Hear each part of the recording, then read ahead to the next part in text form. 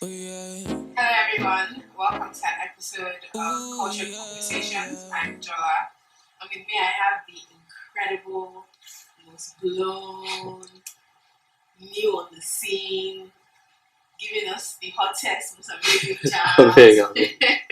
Odunsi The Engine. Yeah. Thank you for having me. You're welcome. So your name, Odunsi The Engine, how did it come about? Odunsi is my surname, and when I was in high school, at first some of my friends' roommates used to call me the engine. I used to sleep really late and we had to wake up at like 5:30, so it was just like a normal name. Like it was like I was using BlackBerry Messenger at that time, so I just used to add it to my name, and people just used to call me that. So It's a high school thing, but just more. yeah, I think it's very corny, but it's already out, so can't do anything about it. So when and how exactly did you get your start in music? I mean, always around it all my life, but I would say like seriously, like professionally, like when I started doing it seriously, like last year, January. So it's just been a year. Yeah, about a year. And you're a producer. You started off as a producer. I thought I was rapping. I Yeah, at that time I thought I was rapping, but then I started like making beats. So that was what I was doing for a while. Then last year I became like an artist officially.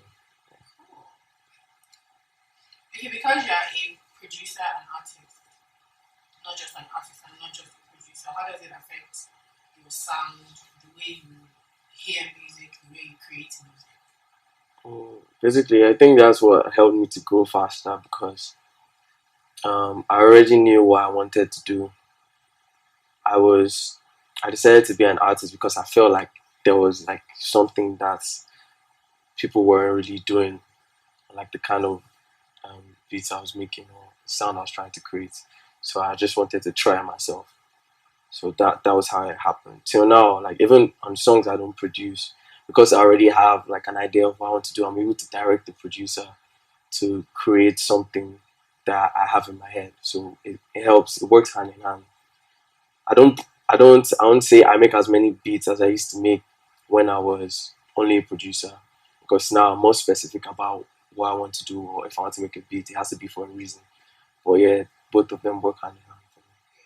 So, in terms of what you would categorize yourself as, because many of people who listen to you and who appreciate your music think of you as a fusion artist. Yeah. So you're quite eclectic. You have a combination of sounds. Yeah. It's just one name. Yeah. Did you morph into that, or was it something you just set out to do and it happened? And how did that happen? It comes mainly from like influence.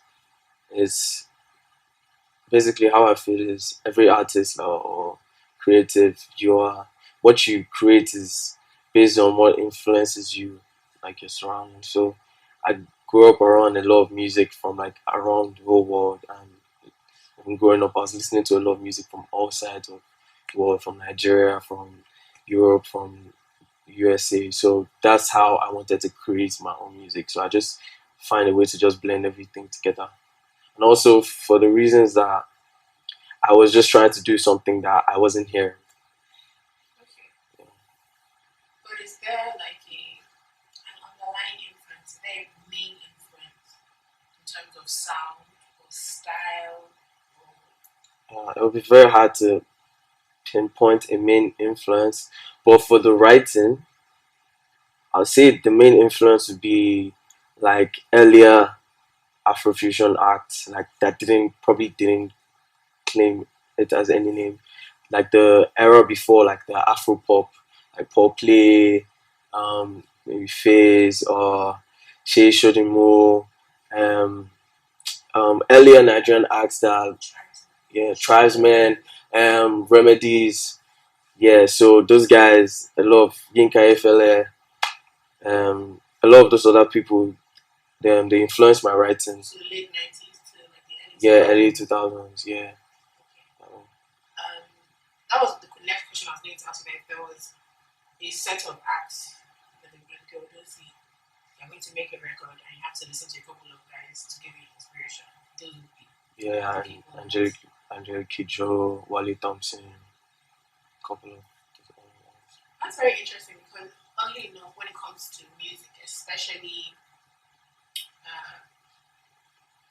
fusion music now, we hear a lot more, I don't know, American-based artists or hip-hop artists as people's inspiration. It's very interesting to find that your inspiration is Nigerian music from a particular time frame. Yeah. So you sing in Yoruba sometimes, sometimes. you sing in Pidgin. Yeah. So those influences, your Nigerian influence is very strong. Yeah. But for a while you schooled in Ghana. Has that had any influence? And now you're in South Africa. Yeah. So has that influenced your music in any way, or is it strictly a Nigerian type of thing? It has. Everything has. Basically, for the production, in terms of my production, the influence is heavily from USA, pop music that I listen to earlier on, but recently is heavily from alternative music that may not have been alternative music back then, like let's say Timbaland or Timbo's collaborations with people like Nelly Furtado. Those records were pop records then, but if you make a record like that now, it's going to be called alternative because of how times change and everything. So, in terms of production, the influence is mainly from outside. But in terms of like writing, maybe style or voicing, it's from all sides of Africa. Okay. Yeah. So you just mentioned writing. Yeah. Your style of creating music, making music. So we know you produce. Yeah. But do you write, or do you just get into the studio and let me feel it, let me freestyle? Do you say, these are all the lyrics I'm going to be, this is the emotion I'm trying to convey? I think I don't write anything down.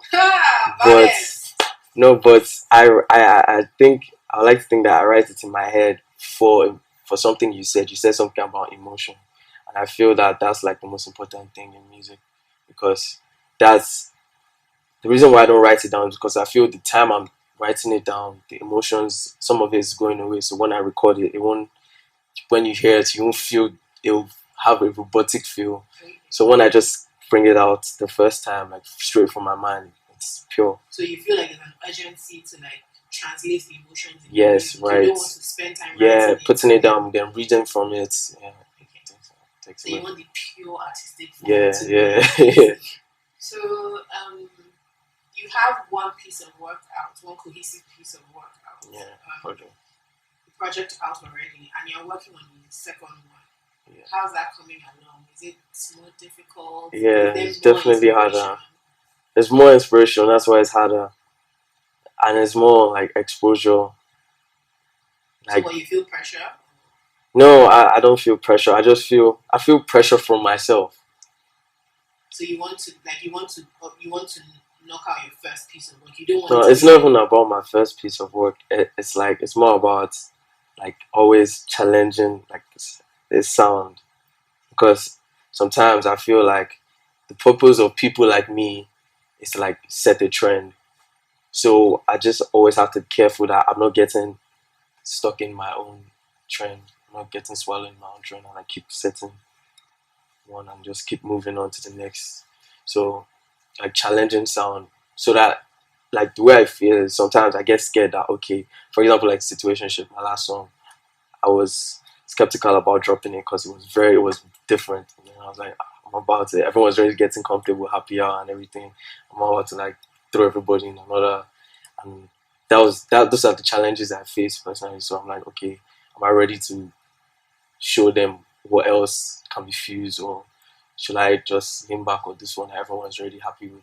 So those are like the challenges I face every time deciding how I approach songs. Okay, but in that sort of case, does the feedback get to you if it's not what you were expecting? So say with you dropped a song, and everyone loved that song, and then you drop something that's different, and while young people say, "Oh, it's different," but we mess with it, we like it. If you get like an overwhelming wave of does that affect you, or do you worry about that, or is it something that I you probably carry on? just I probably what I feel about it is I think about the songs a lot before I even make them, like just subconsciously. So some songs like Situationship, I knew that the reason why I went on with this because I knew whatever happens, there's going to be a certain kind of people that are going to love that song.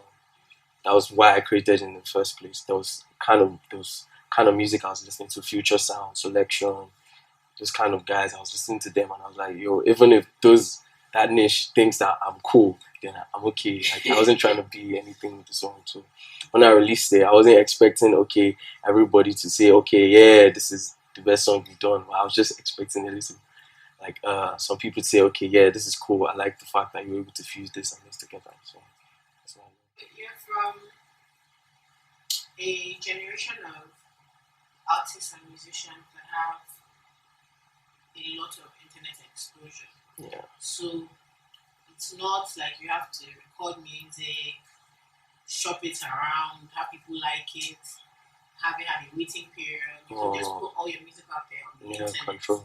And so people you get immediate feedback, you get immediate responses, Yeah. you get the possibility of immediate exposure because Yeah. it's all out there. If you Yeah. want to find out about you, your catalog is out there.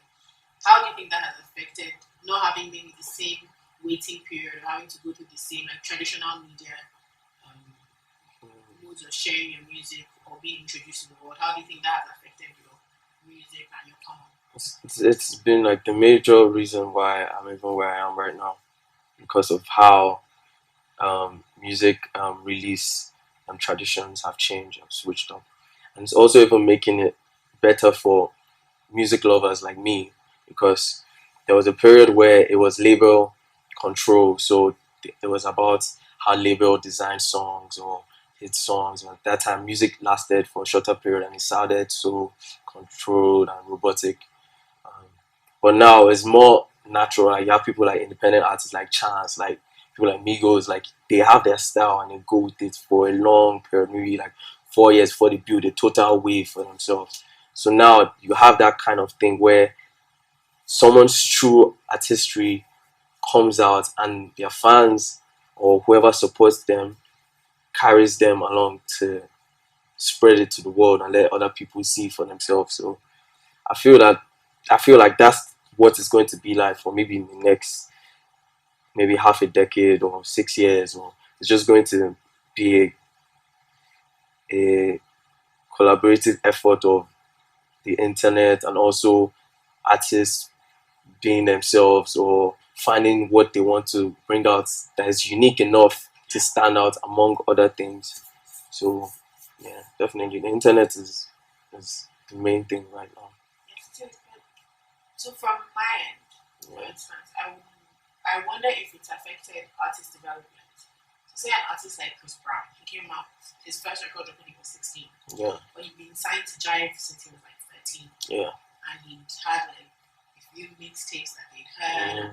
He tried to figure out his sound, he tried to like smoothen out his rough edges. yeah, But with the internet now, you don't exactly go through that process. process. Yeah, And I worry that it might make it harder for artists because I think those guys have heard no quite a number of times. yeah. So do you worry that is that something that you worry about or you feel like you have a method that works and even if you have to go through like rough patches, you'll be okay, even though you didn't go through that exact same process. There's still rough patches for everyone, and as in, no matter what happens, when a tradition changes, it's still rough. Like it still depends on how you work towards it. I feel like now the reason why it's harder is the attention spans are shorter. So you better the first 15 songs or 15 seconds of your song better bang, or they're switching it to the next one. And you better be when you drop a project, you better be working on the next one Yeah.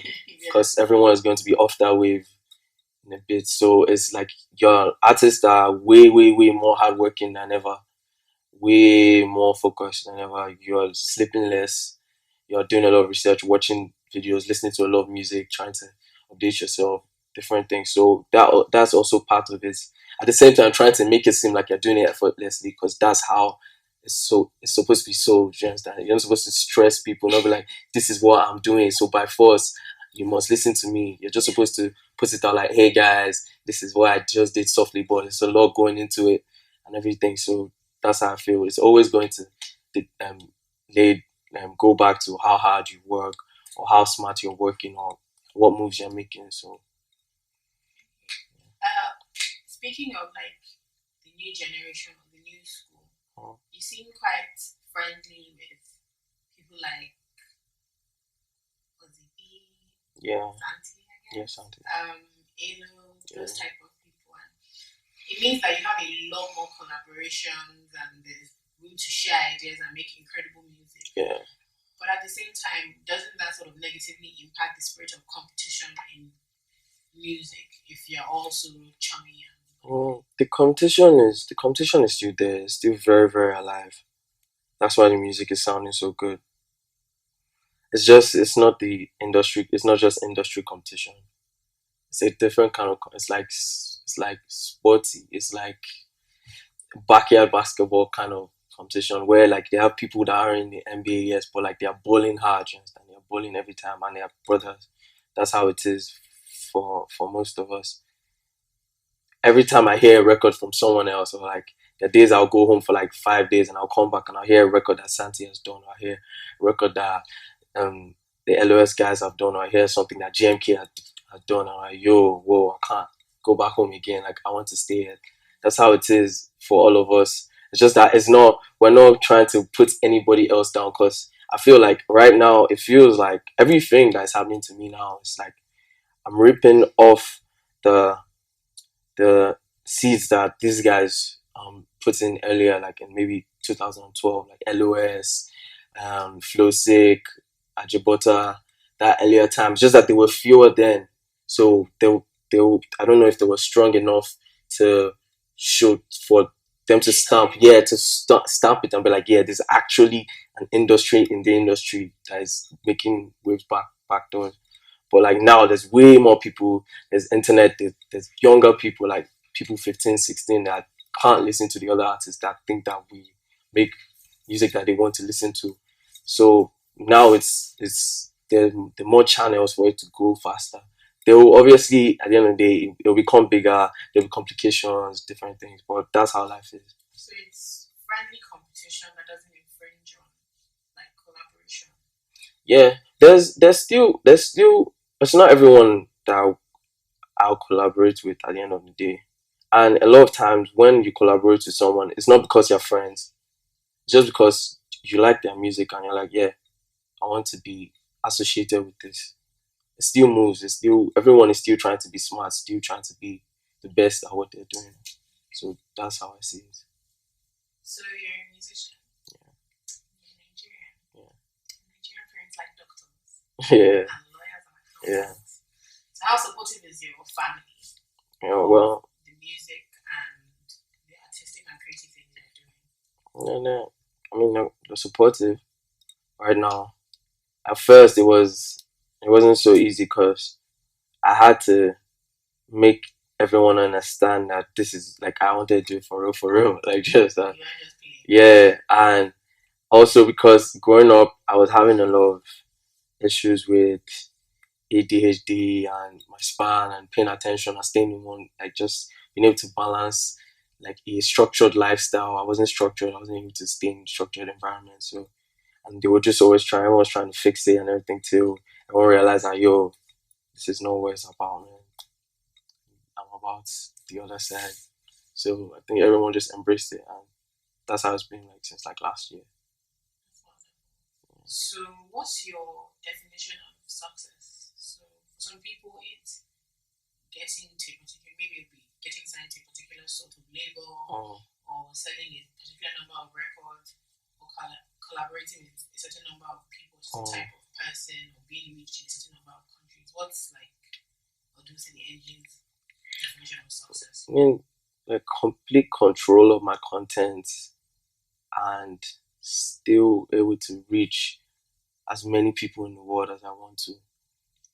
For example, like if I'm selling records and I'm still able to still be myself, like by Bolly from the room while I'm selling like millions of records online.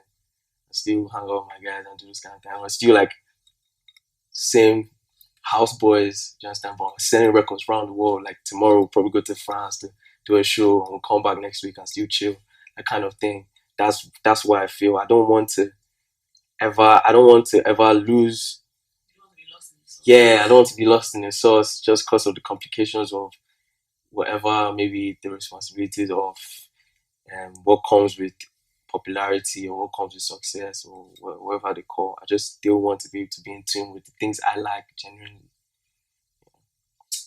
Thank you Yeah, thank you for too. speaking to Culture and Custodian and for granting us an interview. Thanks for having me.